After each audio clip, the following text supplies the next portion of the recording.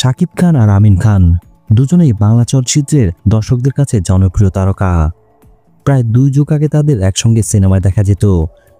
তাদের দুর্দান্ত অভিনয়ে একাধিক ব্যবসা সফল সিনেমা পেয়েছে বাংলা চলচ্চিত্র। এরপর থেকে আর একসঙ্গে সিনেমায় দেখা যায় না তাদের।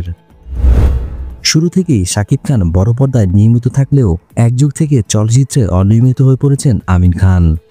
সামাজিক যোগাযোগ মাধ্যমে সিনেমা প্রেমীরা প্রায় আমিন খানকে বড় পর্দায় দেখার আগ্রহ জানিয়ে বিভিন্ন মনোভাব প্রকাশ করেন। সময়ের ব্যবধানে ওয়ালটনের 2-1টি বিজ্ঞাপনে আমিন খানের উপস্থিতি দর্শকদের নজর কাড়ে। এদিকে বহু বছর পর একই ফ্রেমে দেখা গেল শাকিব খান আর আমিন খানকে। ছবিতে দেখা যায় দুজনে পরস্পরের কাঁধে কাঁধ রেখে থামস আপ দেখাচ্ছেন। দুজনের মুখে যেন হাসি ফুরাচ্ছে না।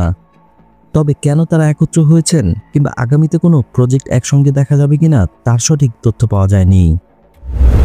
আমরা আশা করব খুব শীঘ্রই তাদের দুজন থেকে আমরা সুসংবাদ পাবো। আমিন খানকে বড় পর্দায় দেখতে চাই আমরা।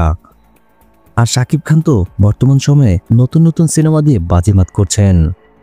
দুজনের জন্য রইল শুভকামনা। ভিডিও ভালো লাগলে অবশ্যই লাইক দিবেন। পরবর্তী ভিডিওগুলোর জন্য অবশ্যই চ্যানেলটি সাবস্ক্রাইব করে রাখবেন।